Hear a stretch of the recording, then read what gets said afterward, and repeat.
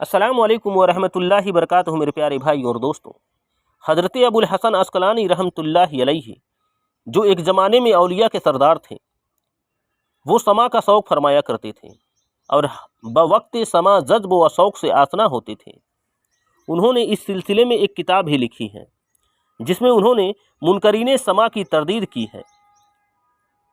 ایک جماعت نے سما کے منکرین کے رد میں کتب بھی لکھی ہے۔ مشائخ میں سے کسی شیخ سے مروی ہے کہ انہوں نے ابو العباس خضر علیہ السلام کو دیکھا اور ان سے پوچھا کہ حضرت آپ کا سما کے متعلق کیا خیال ہے، جس کے بارے میں ہمارے ساتھیوں میں اختلاف پایا جاتا ہے۔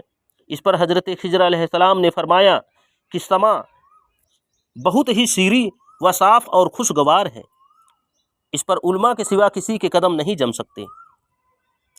جناب ممساد دنوری رضی اللہ عنہ سے منقول ہے کہ میں نے خواب میں نبی کریم صلی اللہ علیہ وسلم کی زیارت کی اور آپ سے پوچھا کہ یا رسول اللہ صلی اللہ علیہ وسلم، کیا آپ اس سما میں سے کسی بھی چیز کو ناپسند فرماتے ہیں؟ تو آپ نے فرمایا کہ میں اس میں سے کسی بھی چیز کو ناپسند نہیں کرتا، لیکن انہیں کہہ دو کہ سما کا افتتاح قرآن مجید سے کریں اور اس کا اختتام بھی قرآن مجید ہی پر کریں۔ جناب طاہر بن بلال صمدانی وراق رحمۃ اللہ علیہ سے منقول ہے کہ جو اکابر علماء میں سے تھے کہ میں سمندر کے کنارے جدہ کی جامع مسجد میں معتکف تھا۔ ایک دن میں نے ایسی جماعت کو دیکھا جو مسجد میں کچھ اشعار پڑھ رہے تھے اور دوسرے لوگ سن رہے تھے۔ مجھے یہ بات سخت ناپسند ہوئی اور میں نے اپنے دل میں کہا کہ یہ لوگ اللہ کے گھروں میں ایک گھر میں اشعار پڑھ رہے ہیں۔ جناب طاہر فرماتے ہیں کہ میں نے اسی رات خواب میں حضور صلی اللہ علیہ وسلم کی زیارت کی کہ آپ اسی کونے میں تشریف فرما تھے۔ آپ کے پہلو میں حضرت ابو بکر صدیق رضی اللہ عنہ تھے۔ دفعتاً حضرت ابو بکر رضی اللہ عنہ کچھ کہنے لگے اور حضور صلی اللہ علیہ وسلم سماعت فرمانے لگے اور آپ نے وزد کرنے والے کی طرح اپنا دست مبارک سینہ انور پر رکھا ہوا تھا۔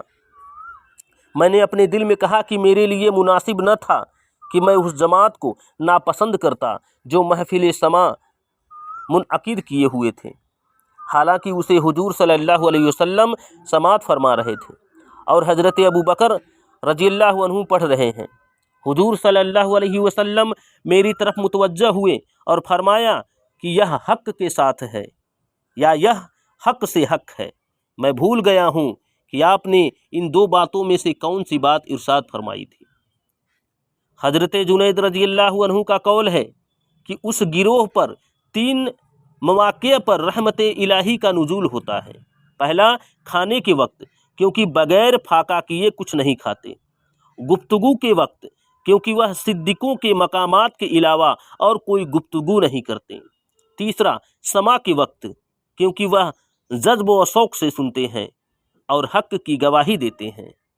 حضرت ابن جرح رضی اللہ عنہ سما کی اجازت دیتے تھے۔ ان سے کہا گیا کہ یہ فعل قیامت کے دن نیکیوں میں شمار ہوگا یا برائیوں میں؟ انہوں نے کہا کہ نہ نیکیوں میں اور نہ ہی گناہوں میں، کیونکہ یہ لغویات کے مشابہ اور فرمان الہی ہے۔ نہیں مواخذہ کرے گا اللہ تعالیٰ تمہارا فضول قسموں پر۔ اوپر ہم نے جو کچھ نقل کیا ہے یہ مختلف اقوال کا مجموعہ ہے۔ جو سخت تقلید میں رہ کر حق کو تلاش کرے گا تو وہ ان اقوال میں تعارض پائے گا، جس کے سبب یا متحیر ہوگا یا اپنی خواہشات کے زیر اثر کسی قول کو پسند کر لے گا، حالانکہ یہ دونوں باتیں غلط ہیں، بلکہ حق کو صحیح طریقہ سے تلاش کرے اور یہ خاطر و اباحت کے ابواب کی تلاش کرنے سے ہی معلوم ہو سکتا ہے۔